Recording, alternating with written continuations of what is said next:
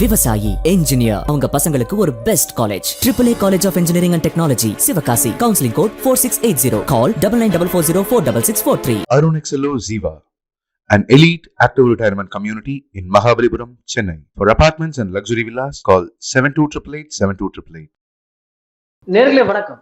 இது சாணக்கியா. இன்று நம்மோடு ஓய்வு பெற்ற IIM பெங்களூர் பேராசிரியர் ப்ரொஃபசர் ரமேஷ் இணைந்திருக்கிறார். கேட்பதுக்கு நிறைய இருக்கிறது, ஆரம்பிக்கலாம். வணக்கம் சார். வணக்கம் அருண். கேட்பதுக்கு நிறைய இருக்கு, நிறைய நடந்தும் இருக்கு. போன ஒரு மாசத்துல இன் பிட்வீன் நம்மளுடைய last interview and this interview ஏகப்பட்ட மாற்றங்கள். இந்தியாவுடைய எலிவேஷன் உலக அரங்குல பாக்குறோம். இந்தியாவுடைய மதிப்பு எப்பேற்பட்ட வகையில இந்த இந்தியாவுடைய பிரிசிஷன் மிலிட்டரி ஆபரேஷன் சிந்தூர் பாக்குறோம். ரொம்ப பிரிசைஸா நம்ம நடத்தின இந்த ராணுவ நடவடிக்கை சர்வதேச அளவில் பரபரப்பை ஏற்படுத்தி 3 நாட்கள் உலகையே நம்மை திரும்பி பார்க்க வைத்து பாக்குறோம். லிட்டரலி எல்லாருடைய அட்டென்ஷனை கிராப் பண்ணிருக்கோம் அப்படின்றதுதான் உண்மையா இருக்கு. இதுல நான் கேட்கணும்னு நினைக்கிறது சார், நம்ம பாக்குறோம் இந்த விஷயத்துல பெரிதாக பேசப்பட்டது உள்நாட்டு உற்பத்தி, made in India arms and ammunitions. குறிப்பா ஆகாஷ் வான் பாதுகாப்பு சாதகங்கள், அது சர்ஃபேஸ் டு ஏர் மிசைல்ஸ், ரொம்ப பிரிசைஸா பாகிஸ்தானுடைய ஃபத்தா, அதே போல பாகிஸ்தான் யூஸ் பண்ணதாக சொல்லப்படக்கூடிய ஷஹீன், இது போன்ற பாலிஸ்டிக் மிசைல்களையும் க்ரூஸ் மிசைல்களையும் நம்ம தடுத்து நிப்பாட்டியதாக வந்திருக்கக்கூடிய ரிப்போர்ட்ஸ். நம்ம பிரம்மோஸ் பயன்படுத்தி நமது எல்லைக்குள்ள இருந்தே பாகிஸ்தான்ல கிட்டத்தட்ட 300 கிலோமீட்டர் டிராவல் பண்ணி பாகிஸ்தானை அடிச்ச விதம், பாகல்பூர் உள்ளிட்ட முக்கியமான இடங்கள்ல நம்ம டிமாலிஷ் பண்ண விதம், made in India arms and ammunitions பற்றிய அந்த விஷயத்தை வெயிட்ட ரேட்டிங்க ஏற்றி இருக்கு. இதை நீங்க எப்படி பாக்குறீங்க? உள்நாட்டு உற்பத்தி, மேட் இன் இந்தியா கேம்பெயின் சூடு பிடிக்கிறதா? ஸோ நீங்க சொன்னீங்க, நீங்க ஆரம்பிச்சீங்க இதை மேல்நாடுல நம்ம வியப்போட பார்க்கறது. இன்னொன்று கூட சொல்லு, அதாவது ஆர்மி ஜெனரல்ஸ்லாம் குளோபலி என்ன பண்றாங்கன்னா, போர் எப்படி அணுகணுங்கிறதே இப்போ வேற விதமா பார்க்க ஆரம்பிச்சிட்டாங்க. இப்போ போர்ல ஸ்போர்ட்ஸ்ல கேள்விப்பட்டிருக்கோம், கான்டாக்ட் ஸ்போர்ட், நான் கான்டாக்ட் ஸ்போர்ட்னு. இப்போ வார்ல பேசுறாங்க, போர்ல கான்டாக்ட் வார், நான் கான்டாக்ட் வார், கைனடிக் வார், நான் கைனடிக் வார், கைனடிக் நான் கைனடிக் அதுலயே வேற கான்டாக்ட் நான் கான்டாக்ட்னு பேசுறாங்க. அந்த அளவுக்கு நம்ம கான்டாக்ட் கைனடிக் வார்னு இத சொல்றாங்க. ரூல்ஸ் ஆஃப் தி கேமையே நம்ம மாத்திட்டோம். நம்ம எப்படி IPL 5 டே டெஸ்ட் மாத்திட்டோம், அது மாதிரி T20 அது மாதிரி இது இப்போ T20 அளவுக்கு கொண்டு வந்துட்டோம். வாரம் முன்னாடிலாம் உக்ரைன் இன்னும் நடந்துட்டு இருக்கு, போர் நடந்துட்டு இருக்கா முடிஞ்சுட்டான்னு யாருக்கு தெரியல. 3 நாள் டெசிசிவ் போர் கரெக்டா அடிச்சோம். அதை நீங்க சொன்னீங்க, அதாவது 100 நம்ம இன்னும் கொஞ்சம் இன்டர்பிரட் பண்ணணும்னா, நம்ம அந்த காலத்துல ஆயுதங்களை மட்டும் பறிச்சுட்டு நிராயுத பாணியா நிக்க வச்சு அனுப்பிச்சு அவருடைய படைத்தளங்களையும் ஆயுதங்களையும் அழிச்சிட்டு அவர்களால் பதில் தாக்குதல் மேற்கொள்ள முடியாதபடி ஒரு ராணுவ நடவடிக்கையை நம்ம மேற்கொண்டோம். அது இன்று போய் நாளை சினாரியோல அவங்களை விட்டோம் நம்ம. ஓகே, முன்னாடி சொல்லுவோமே அது மாதிரி இன்னொரு நாள் பண்ணியிருந்தா அவங்க ஏதாவது மோசமா ஏதாவது பண்ணிருக்கலாம். அதனால கரெக்டா கடைசியில் நம்ம பொருளாதாரம் பேசும்போது நான் சொல்றேன்னா, இந்த 3 நாள்ல முடிச்சதுனால நம்மளுக்கு அட்வான்டேஜ் தான்.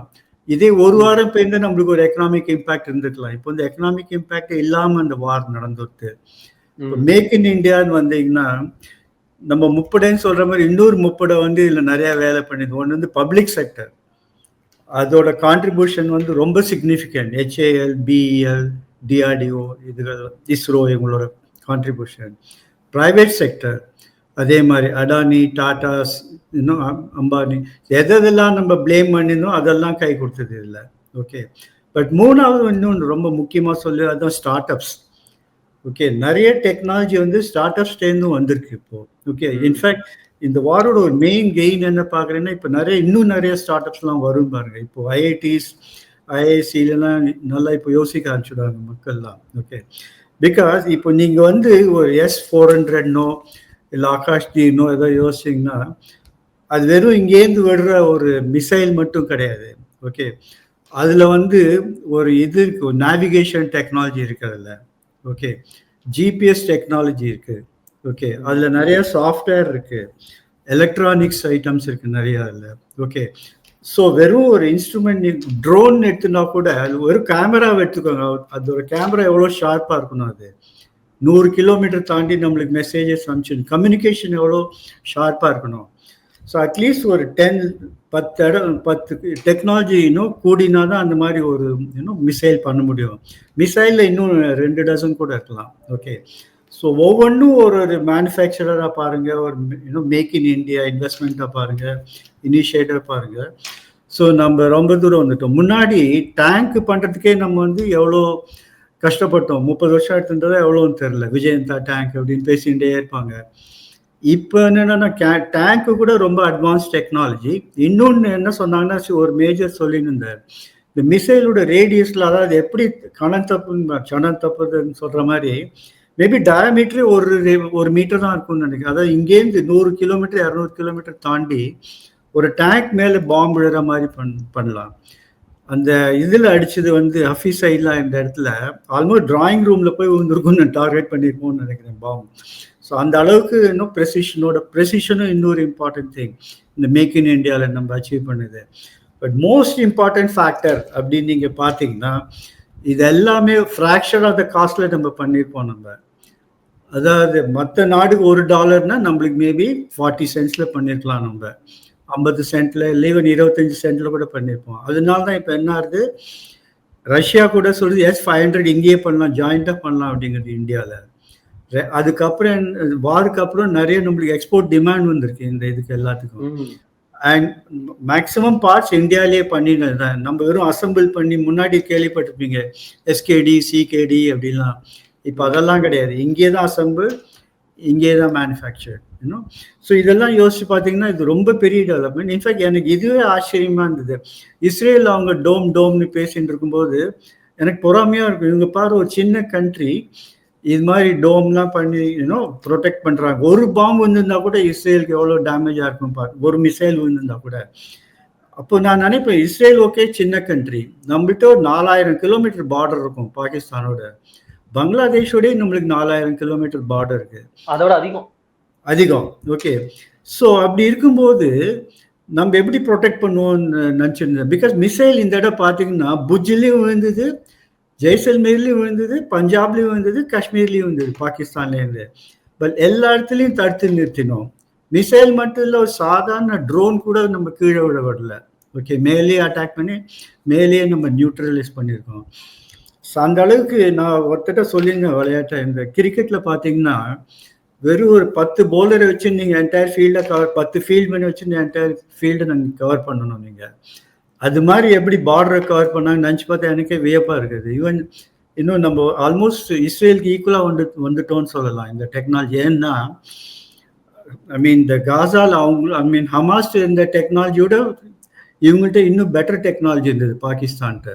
ஓகே, அண்ட் இந்தியா கம்பேரிசனே தப்புன்னு இஸ்ரேலை சேர்ந்தவர் வந்து சொல்லியிருந்தாரு. பிரதமர் மோடி வந்து நேதன்யாகு கூட கம்பேர் பண்ணாதீங்க, அது மோடி அவர்களை குறைச்சு மதிப்பிடறதுக்கு சமம். அங்க ஹமாஸ்ன்ற ஒரு போர்க்குழு கூட அவர் நேதன்யாகு சண்டை போட்டு இருக்காரு, ஆனா இங்க மோடி பாருங்க அவர் ஒரு நியூக்ளியர் ஆர்ம்டு நேஷன் கூட சண்டை போடுறாரு அப்படின்னு இந்த சண்டைக்கு இடையில வந்து இஸ்ரேலை சேர்ந்த ஒரு முக்கியமான ஒரு ஆக்டிவிஸ்ட் வந்து இது ட்வீட் போட்டிருந்தாரு. கரெக்ட். இவங்க வந்து டனல்பாங்கல்ல, அவங்க டனல் எல்லாம் ஒரு டெரரிஸ்ட் தான். இங்க நியூக்ளியர் பாம்பு டனல்ல. ஓகே, அதையும் இன்னும் நியூக்ளியர் பாம்பு பியூட்டி அந்த டாக்டிக்ஸ் இப்போ வந்து எல்லா கண்ட்ரி இப்போ ஸ்டடி பண்ணிட்டு இருப்பாங்கன்னு நினைக்கிறேன். யாரும் பேச மாட்டேங்கிற, ஏன்னா நியூக்ளியர் பாம்புனாலே யாரும் வாயை திறக்க மாட்டாங்க. ஓகே, என்ன படிக்கிறாங்க, எப்படி அவங்க கண்ட்ரிலேயே நியூட்ரலைஸ் பண்ணாங்க நியூக்ளியர் பாம்பை. அதாவது அவர்கள் பயன்படுத்த முடியாத அளவுக்கு தகர்த்து பயன்படுத்த முடியாத அளவுக்கு. கரெக்ட். பட் அதனால அவங்களுக்கு டேமேஜும் அவ்வளோ கிடையாது, ரேடியேஷனும் இல்லாம சீல் பண்ணிட்டோம், அவ்வளோதான். அவங்களோட இதெல்லாம் வந்து சீல் பண்ணிட்டோம். நம்ம அது உள்ளுக்குள்ள புகஞ்சுன்னு இருக்கும், அது மாதிரி உள்ளுக்குள்ள புகஞ்சுன்னு இருக்கும். அது இட் இஸ் பாயிலிங், கீழே பாயில் பண்ணிட்டு இருக்கலாம், தெரியல. அது என்ன பாம்பா இருந்தாலும் கீழே ஒரு இம்பேக்ட் நடந்துட்டு இருக்கும் அங்கே. ஓகே, அது நியூக்ளியர்னா அது ஃபுல்லி அசம்பிள்டு கிடையாது. அது நீங்கள் வந்து இன்னும் அதுக்கும் ப்ராசஸ் இருக்காது நியூக்ளியர் பாம்பு ஆகிறதுக்கு. இது வந்து மெட்டீரியல்ஸ் எந்திருக்கு வச்சுக்கோங்க அங்கே. ஓகே, ஸோ அது மாதிரி ப்ரெசிஷன் பாம்பிங்னா அதுதான் ப்ரெசிஷன் பாம்பிங் சொல்வேன் நான். ஓகே, ஸோ எல்லா டெக்னாலஜியும் டெலிவர் பண்ணியிருக்கு. Public sector, private sector, start up எல்லாம் டெலிவர் பண்ணியிருக்கு. இப்போ டிஆர்டிஓலி எல்லா யூனிட்டும் டெலிவர் பண்ணியிருக்கு ஒரு மிசைல் நம்ம அனுப்புறதுக்கு. ஓகே, ஸோ அது ரொம்ப நம்ம இன்னும் பெருமைப்பட வேண்டிய விஷயம்னு சொல்லுவேன். இது வந்து ஸ்டார்டிங்காக வச்சுக்கோங்க. என்னத்து மேலே ஜென்ரலும் சொல்கிறாங்க, நாங்கள் எங்கே ஒரு 10% எபிலிட்டி தான், கெப்பாசிட்டி தான் நாங்கள் யூஸ் பண்ணினோம் அப்படின்றாங்க. ஓகே, கூட கிடையாதுன்றாங்க சிலர். அது அதான் அப்படின்னு அது கூட பெருமையாக சொல்லியிருக்கலாம் ஒரு கால். பட் பேசிக் இதெல்லாம் நம்ம டிஸ்பிளே பண்ணிடும், நம்மளோட எபிலிட்டிஸ்லாம். அதில் ஃபேக்டர் ஆஃப் 10 அதெல்லாம் இருக்கலாம். ஓகே, ஸோ அதனால இப்போ வந்து நம்ம வார் எப்படி வேணும், போர் ஃபியூச்சரில் எப்படி இருக்குங்கிறதே நம்ம ஒரு மாதிரி மாற்றி எழுதிட்டோம் நம்மன்னு சொல்லலாம். ஓகே, செகண்ட் திங் இஸ் நம்மளோட டெக்னாலஜி நம்ம திரும்பி பார்க்க வச்சுட்டோம்.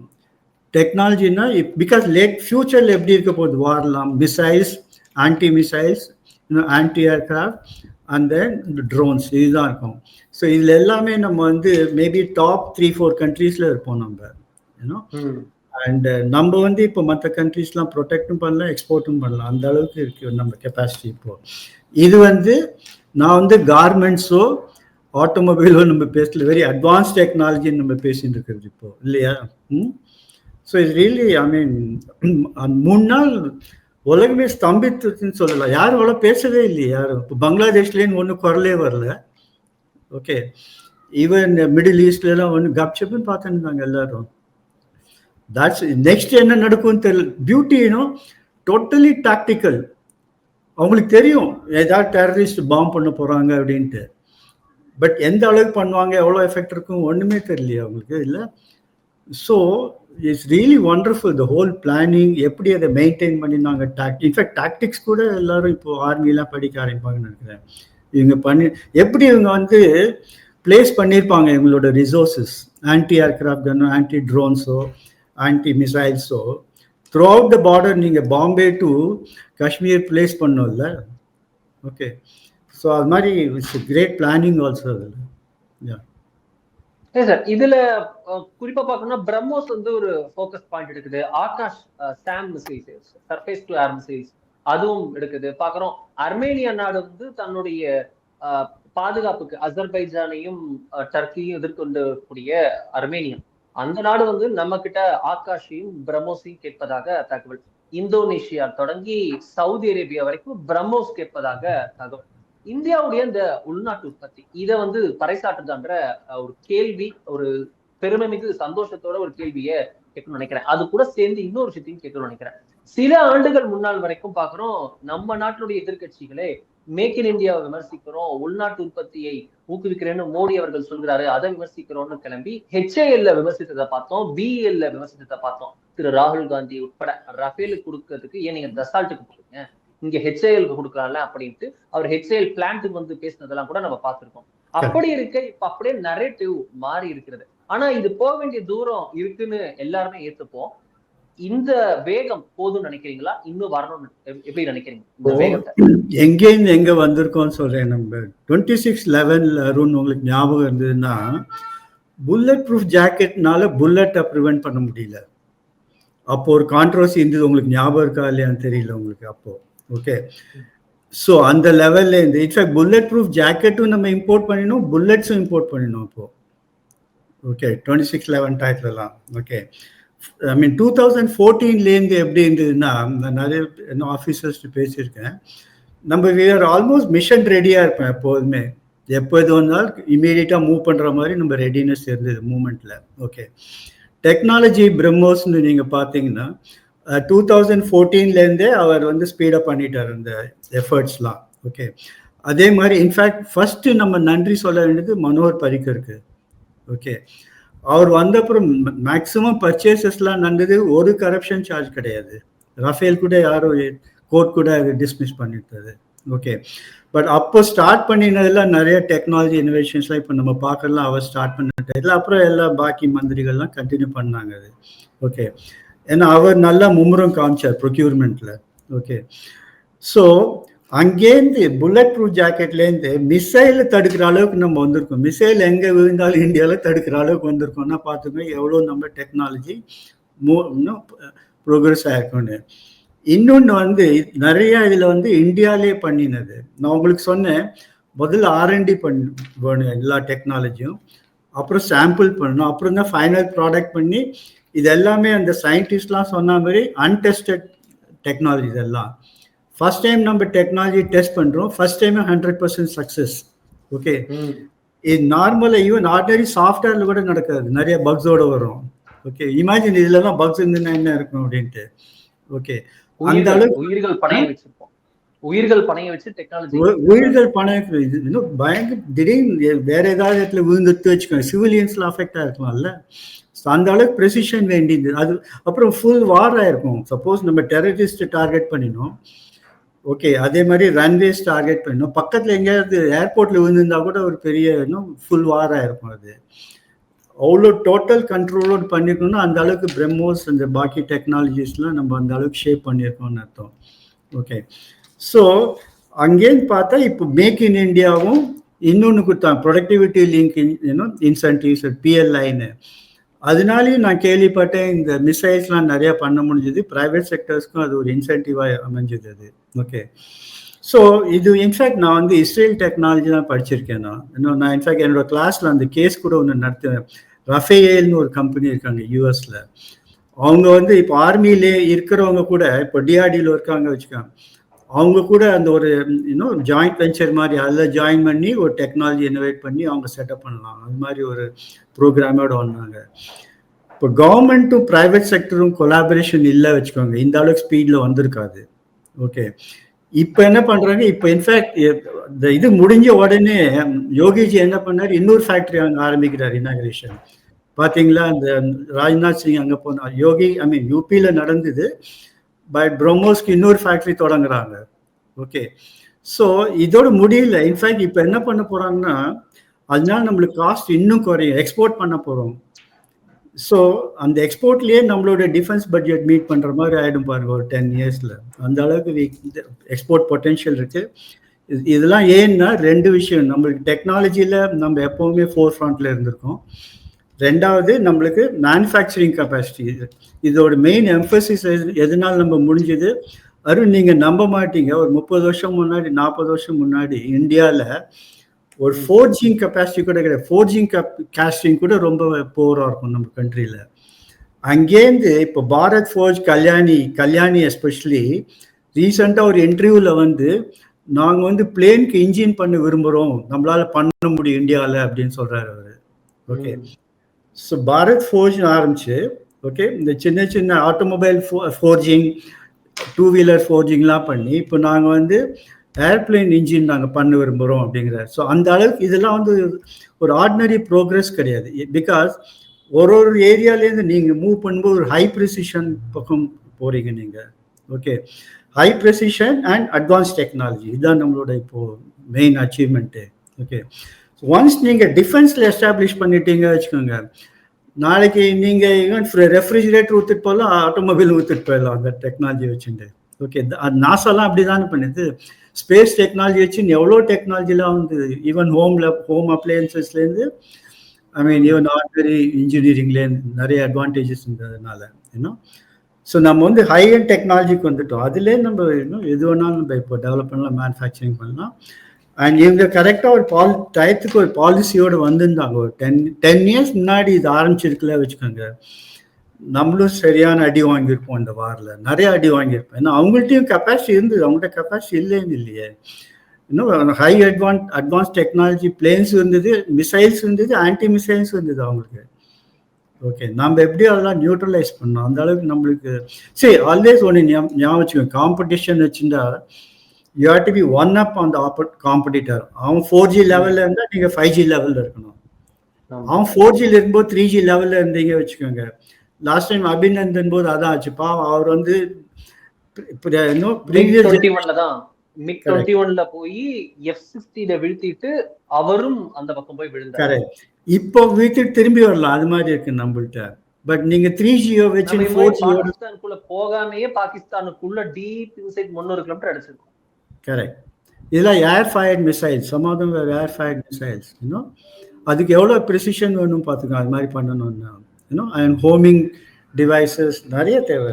ஒரு யூனிட் எடுத்துட்டீங்கன்னா ஓகே, இதுல நான் அப்படியே ஷிஃப்ட் ஆகணும்னு நினைக்கிறேன் சார். எப்படி இந்தியாவோட ஆபரேஷன் சிந்தூரும் இந்த உள்நாட்டு ராணுவ உபகரணங்களும் முக்கியமான விஷயமா ரோல் பிளே பண்ணதோ, அதே போல இப்போ ஒரு செய்தி வந்திருக்கிறது ஒரு முக்கியமானதாக இருக்கிறது. இன்னும் சொல்ல போனா ரொம்ப satisfying news after long time அப்படின்ற மாதிரி, பொருளாதாரத்துக்கு ஆறுதல் தரக்கூடிய வகையில உலகின் 4வது பெரிய பொருளாதார நாடாக உயர்ந்திருக்கிறது இந்தியா. அப்படியே கொட்ட எழுத்துல தலைப்புச் செய்தி போடலாம். ஜப்பானை முந்தி இருக்கோம், ஜெர்மனிய நெருங்கிட்டோம். இன்னும் ஒரு வருஷத்துக்குள்ள ஜெர்மனியும் முந்தி உலகின் 3வது பெரிய பொருளாதார நாடாக இந்தியா உருவெடுக்கும். Only behind America and China. America சைனாவுக்கு அடுத்துதான் நம்ம மீதி எல்லாரையும் முந்திட்டோம் அப்படின்ற நிலைமையில இந்தியா உருவெடுக்கும் அப்படின்ற நிலைமை இருக்கிறது. We are poised to achieve that within a span of 2 years அப்படின்றதுதான் நிதி Aayog, IMF, RBI, world bank நீங்கள் உட்பட எல்லாருடைய ஸ்டேட்மெண்டாவும் இருக்கு. நான் இதுல கேட்கணும்னு நினைக்கிறது, எப்படி நம்ம இதை இன்னும் ஃபியூயல் பண்ண போறோம்? நம்மளுடைய நெக்ஸ்ட் டிகேட் எப்படி இருக்கு? 2014 வரைக்கும் வரையால லாஸ்ட் 10 இயர்ஸ் இருக்கக்கூடிய லாஸ்ட் டிகேட், அதற்கு முந்தின லாஸ்ட் டிகேடு, இந்த 2 டிகேடோட சேர்த்து இப்ப வரக்கூடிய டிகேட் எப்படி இருக்கு? ஸோ இது வந்து ஒரு ரன்னிங் ரேஸ் பாருங்களேன். ஒரு பிளேயர் வந்து 10வது ரேங்க்ல இருக்காரு. 10வது ரேங்க்லேருந்து 3வது ரேங்க் போறதுங்கிறதே ஒரு பெரிய எஃபர்ட் அது. ஓகே, மேபி 3வது ரேங்க்லேருந்து ஃபர்ஸ்ட் ரேங்க் போகிறது நடக்காமே இருக்கலாம். ஏன்னா சப்போஸ் நீங்கள் ஃபார்முலா ஒன்றும் இல்லை நடர் பார்த்தீங்கன்னா 10 வருஷம் டாமினேட் பண்ணாங்க. ஓகே, ஃபார்முலா 1 ரேஸோ இல்லை டென்னிஸோ. பட் நம்பர் 2 வந்தாலே போருன்னு இருந்தது அது மாதிரி அந்த சில டயத்தில். ஸோ நம்மளோட பொசிஷன் இப்போ என்னென்னா, இப்போ US வந்து $30 trillion வச்சுக்காங்க. சைனா வந்து ஒரு 19.5 இல்லை $20 trillion வச்சுக்காங்க. நம்மளது வந்து 4.2 வச்சுக்காங்க $1 trillion. ஓகே, ஸோ கூடிய சீக்கிரத்தில் ஜெர்மனி மேபி இன்னும் 1 இயரில் 1.5 இயரில் ஜெர்மனியும் நம்ம தொட்டுடுவோம் நம்ம. ஓகே, ஸோ நம்பர் 3 ஆகிடுவோம். ஓகே, அடுத்த இலக்கு நம்மளுக்கு வந்து $10 trillion. ஓகே, அதை நோக்கி போவோம். ஏன்னா 5 trillion சொல்லியிருந்தோம், நம்ம ஆல்மோஸ்ட் ஜெர்மனியை பீட் பண்ணினா அது $4.75 trillion, $5 trillion அடைஞ்ச மாதிரி வச்சுக்கோங்க. ஓகே, நெக்ஸ்ட் குறிக்கோள் வந்து 10 trillion இருக்கும், 10 trillion. ஓகே, ஸோ 1 trillion-ங்கிறது எவ்வளோ? ஐ மீன் 1 லட்சம் கோடி. 1 லட்சம் கோடி, 1 லட்சம் கோடி. அப்போ டாலர்னா 85 லட்சம் கோடி. ஓகே, 85 லட்சம் கோடி. இப்போ வந்து 350 லட்சம் கோடி அது மாதிரி இருக்கும்னு நினைக்கிறேன். Okay, so huge. நம்ம பிரைஸ் எல்லாம் ரொம்ப பெரிய ஃபிகர்ஸ் அதெல்லாம். ஓகே, ஸோ இதுவரை வந்துட்டோம் இப்படியே. ஓகே, இது வந்து ஒரு முன்னாள் முதலமைச்சர் கூட சொன்னார், ஒன்றுமே இல்லைன்னா கூட வளர்ந்து இப்படியே வளர்ந்துன்னு தான் இருப்போம் நம்ம அப்படின்னாரு அவர். ஓகே, நான் எப்போவுமே அதை வந்து ஒரு அச்சீவ்மெண்ட்டாக சொல்ல மாட்டேன். அதாவது இப்போ 5 trillion-லேருந்து 10 trillion. ஓகே, இப்போ 6%லேயே நீங்கள் போனீங்கன்னா கூட லெட்ஸே ஐ மீன் டபுளிங் ஆகணும்னா எவ்வளோ? லெட்ஸே 10 வருஷத்தில் நீங்கள் அடைஞ்சிடுறீங்க வச்சுக்கோங்க, காம்பவுண்டட் வேலை. அதே நீங்கள் 7 வருஷத்தில் அச்சீவ் பண்ணீங்க வச்சுக்கோங்க, டபுளிங். ஓகே, அதனால வர பர் கேபிட்டா இன்கம் எஃபெக்ட் இருக்கு பாருங்க. அதுலேருந்து இப்போ எப்படி நம்ம இதோட அட்வான்டேஜ் இந்த 3ல் வந்ததுல என்ன அட்வான்டேஜ்? நம்மளோட below per capita income, below poverty line இருக்கிறவங்க இப்போ கீழே எவ்வளோ 3% அளவு கொண்டு வந்துட்டோம் நம்ம. ஓகே, முன்னாடி ப்ராபப்ளி 20%ல இருந்திருக்கலாம், அங்கேருந்து 3% கொண்டு வந்திருக்கோம். எதனால? ஃபாஸ்ட் க்ரோத் ரேட்னால தான். அதுவாக வளர்ந்து வந்து வச்சுக்கோ, திருப்பி அதே பாவர்ட்டி லைன்ல தான் இருந்திருப்போம் நம்ம. ஓகே, ஸோ இந்த ஃபாஸ்டர் க்ரோத் ரேட் எதுக்கு தேவைப்படுதுன்னா, இது வந்து எஸ்கேப் வெலாசிட்டி அப்படிம்பாங்க. ஓகே, ஸோ என்னதான் ஒரு ரிச் மேன் ஒரு 100% வந்து க்ரோத் இருந்தாலும் புவர் மேனுக்கு ஒரு 10% க்ரோத் இருக்கும். ஓகே, அது வந்து பர்குலேஷன் எஃபெக்ட் அப்படிம்பாங்க. மேலே தண்ணி கீழே போகிற மாதிரி பர்குலேஷன் எஃபெக்ட் அப்படிம்பாங்க. ஓகே, அதுக்கு ஃபாஸ்டர் க்ரோத் இம்பார்ட்டன்ட். ஸோ நீங்கள் 10 trillion எப்படி வரும்னு பார்த்தீங்கன்னா, இன்னைக்கு கூட மகாராஷ்டிரா சீஃப் மினிஸ்டர் சொல்லியிருக்காரு, நாங்கள் வந்து 1 trillion டார்கெட் பண்ணுறோம் பை 2030. நாங்கள் 2030க்குள்ள $1 trillion எக்கானமியா மகாராஷ்டிரா ஸ்டேட்டை மட்டுமே அது உருவாக்குவோம். 2047ல $5 trillion. 5 trillion. அதே மாதிரியே யூபி டார்கெட் பண்ணிட்டு இருக்கு. Okay, $1 trillion. ஓகே, அவங்களுக்கு ஒரு ப்ரெசன்டேஷன் கூட பண்ணினேன் ஒரு 2 years back. Okay, in fact Tamil Nadu நினைச்சா மும்முரம் நினைச்சாருங்கன்னா அடையலாம் $1 trillion 2030. ஓகே, நீங்கள் ஒரு 5 ஸ்டேட் எடுத்துட்டீங்கன்னா கூட ஒரு நல்ல கர்நாடகாவுக்கும் நல்ல சான்ஸ் இருக்கு. இன்ஃபேக்ட் கர்நாடகா வந்து தமிழ்நாடு பீட் பண்ணின்னு போயிட்டு இருக்கு இப்போ. ஓகே, ஜிடிபிலையும் சரி ஜிஎஸ்டி கலெக்ஷன்லையும் சரி. ஓகே, பின்னாடி உங்களுக்கே தெரியும் கர்நாடகா எங்க இருந்தது 20 வருஷம் பின்னாடி ஒரு பெரிய விஷயமா இருக்குல்ல. அண்ட் பெங்களூர் சிட்டியும் டெவலப் ஆயிடுது, கர்நாடகா ஜிடிபியும் டெவலப் ஆயிடுது, கர்நாடகா ஜிஎஸ்டியும் டெவலப் ஆயிடுது. இவங்க யாருமே ஷேர்ஸ் பத்திலாம் பேசல, சென்டருக்கு எவ்வளோ ஸ்டேட்டுக்கு எவ்வளோ அதெல்லாம். ஓகே, குஜராத்தும் 1 trillion அடையலாம். ஓகே, ஸோ அது மாதிரி ஒரு ஸ்டேட்டாக பொறுத்து பண்ணிங்கன்னா அட்லீஸ்ட் 5 ஸ்டேட் 5 trillion கூட வரதுக்கு சான்ஸ் இருக்கு. நான் சொல்கிறேன் 2030 32க்குள்ள, இன்னும் 5-7 வருஷத்துக்குள்ள.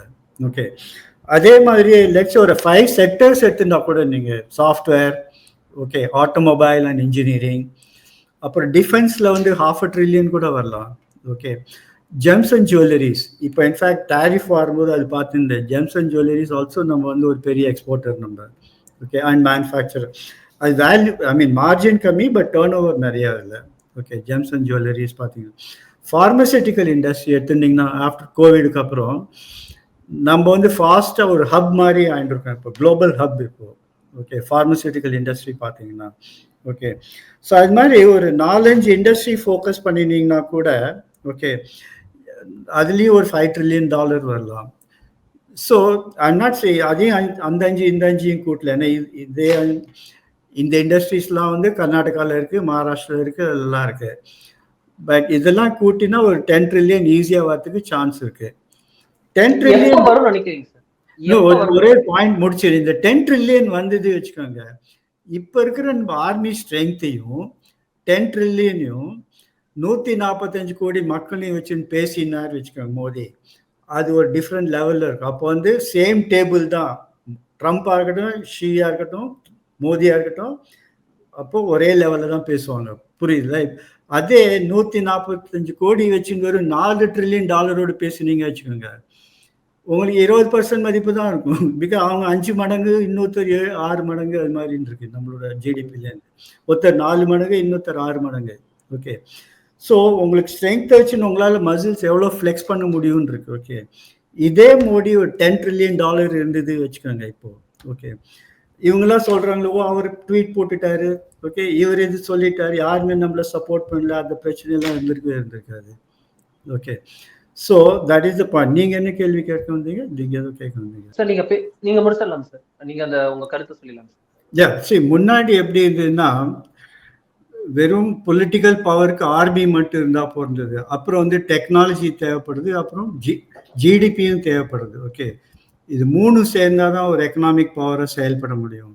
ஸோ இதே நம்ம ஆர்மி வச்சுட்டு, டெக்னாலஜி வச்சுட்டு, 140 கோடி மக்களையும் வச்சுட்டு, $10 trillion ஜிடிபி இருந்தது வச்சுக்கோங்க. ஸோ மோடிஜி வந்து இந்தியா வந்து ஈக்குவல் டேபிளில் இருக்கும் அமெரிக்காவோட, சைனாவோட. ஓகே, அந்த ஹேண்டிகேப் இப்போ நம்மளுக்கு இருக்காது. நம்ம வந்து ஏற்றுண்டு அதுக்கேற்ற மாதிரி அட்ஜஸ்ட் பண்ணிட்டு மோடி விளையாடுறாரு இன்டர்நேஷ்னல் பாலிடிக்ஸ். ஓகே, அவருக்கு நம்மளுக்கு லிமிட்டேஷனும் தெரியும், ஸ்ட்ரென்த்தும் தெரியும். ஸோ அதை நம்ம புரிஞ்சுட்டு கமெண்ட் பண்ணணுமே தவிர, அது புரியாமல் வந்து ட்ரம்ப் எப்படி சொல்லிட்டாரு, இன்னும் பாக்கி கண்ட்ரீஸ்லாம் எப்படி சொல்கிறாங்களே அப்படின்லாம் நம்ம இன்னும் கமெண்ட் பாஸ் பண்ணக்கூடாது நம்ம. ஸோ அதாவது ஆன் த ஹோல் நம்மளை வந்து வீக்கன் பண்ணுற மாதிரி எந்த கமெண்ட்டுமே சொல்லாமல் இருக்கிறது நல்லதுன்னு நினைக்கிறேன் நான். ரொம்ப இன்ட்ரெஸ்டிங்கான விஷயங்கள். இஸ்ரேலுக்கு இணையான ராணுவம் போல உயர்ந்திருக்கிறது இந்தியா, பொருளாதாரத்தில் ஜப்பானை முந்திருக்கிறது, விரைவில் அடுத்தடுத்த சாதனைகளை பண்ணும் அப்படின்னு சொல்றீங்க. ரொம்ப நன்றி சார், இத்தனை நம்மோடு இணைந்து ரொம்ப டீட்டெயிலா பல விஷயங்கள் குறித்து விரிவா தெளிவாக பேசியதுக்காக மிக்க